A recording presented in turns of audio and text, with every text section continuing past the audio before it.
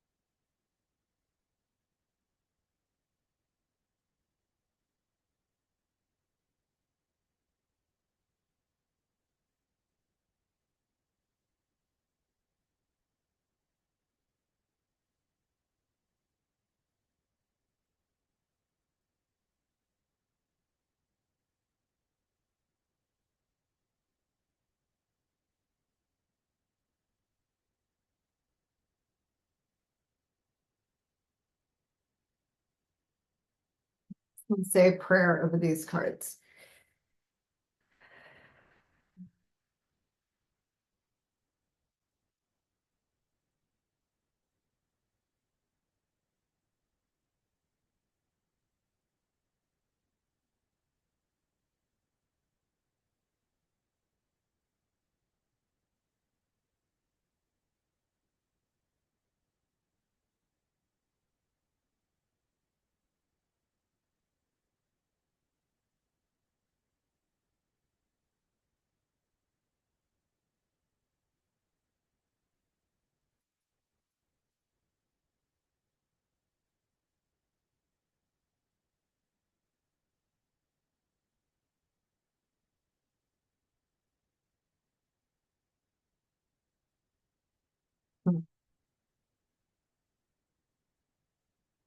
Okay.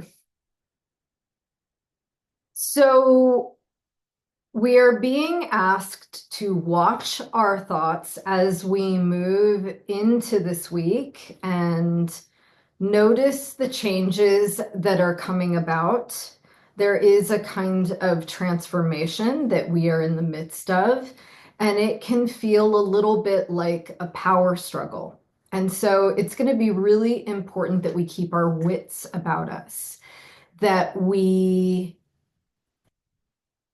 employ the prefrontal cortex, the executive function, and not fall back on some well-worn neurological groove in order to confront circumstances as they are.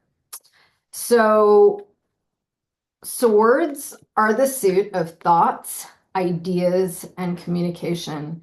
The Five of Swords is no ground gained or lost, it's a stalemate. And you can think of that as like getting stuck in one way of seeing things or thinking about things, not being able to see the big picture, not being able to recognize a multitude of solutions, narrowly focusing on the problem and going over and over on it in your mind. It is this feeling, something akin to writer's block. You can't see any way out.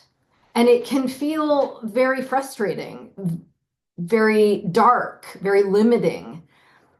Aces are like getting a divine download from the universe. It's the highest octave of an energy, and there's a kind of effortlessness to ace energy. It's like a flash of insight that feels bigger and far more expansive than your limited way of seeing or thinking about something. It's the bird's eye view. It is laser sharp and it has a kind of truthful quality to it. It transcends the old narrative and gives you a bigger perspective on how you might skillfully navigate whatever the circumstances are that are arising in your life this week. So, and I even want to talk about the quality of sensation, at least for me. This is how I experience it. If I'm ruminating on something, if I am narrowly focusing and I can't think my way out of something, or I keep looping back to one way of seeing something, it tends to feel like pressure in my forehead, almost like all the muscles in my forehead are being pulled to the center of my face. Whereas the quality of Ace of Swords, it's like more like a crown chakra expansion. There's a kind of tingling sensation. I may actually get an image of something fully formed in my mind. And it tends to feel like the absence of pressure. It's like a gentle, effervescent, moving sensation that is, again, coupled with it's tingly, it's interesting, it's alive. It isn't a return to this one way of seeing things. And so notice, if you will, when you are examining a situation or a scenario, what the quality of sensation is of your analysis. And this is where our friend the hermit comes in. Hermit is one who goes inward to seek the answers for himself.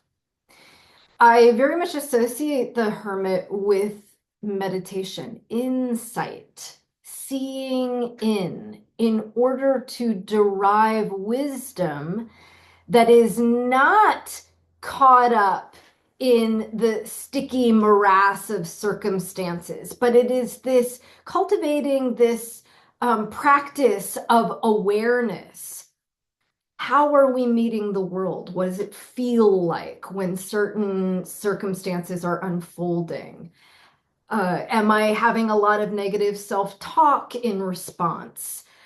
Am I seeing the bigger picture? Am I allowing a flow of data to come in and out as I am moving through the world? Or am I closed off? Am I contracted around one way of being, doing, or seeing? If I am in a practice of watching my thoughts, watching my responses, feeling into what's going on inside of me, then that becomes the beacon that lights the way out in the world. I am far less likely to be captured by a narrative if I am watching in present tense how I'm responding. Because make no mistake, we are in the midst of a transformation, and it has this quality of being like a power struggle. So, for those of you who are knowledgeable about astrological transits, and, astrology is a symbolic, archetypal language similar to tarot. We just went through a transit and we are still sort of feeling the after effects of it, which was Mars opposing Pluto. And so these are kind of volatile energies. You can think of Pluto as being transformative. Death and rebirth is the archetype of Pluto, decimating structures so that things can be born again. And that's very much what we're looking at here with Judgment. Judgment is rebirth, is the phoenix rising from the ashes. On the death of the old way comes a new higher formation. And, the devil is really about power iniquity or power struggles. systems of dominance that are seeking to suppress and to enslave and to hold on to that position of dominance. But the thing that I always like to point out about the devil is that in some ways this is an illusion, or at least these systems of suppression continue to exist because we acquiesce. We feel that there's no way out. We are so entrenched in our belief system that we don't see what options we might have.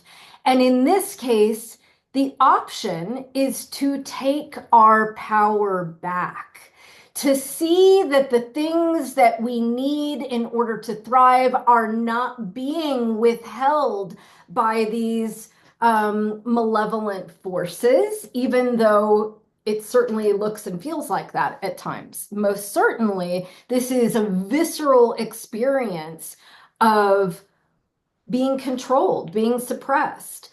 However, what I like to point out, first of all, these are the representation of the lovers.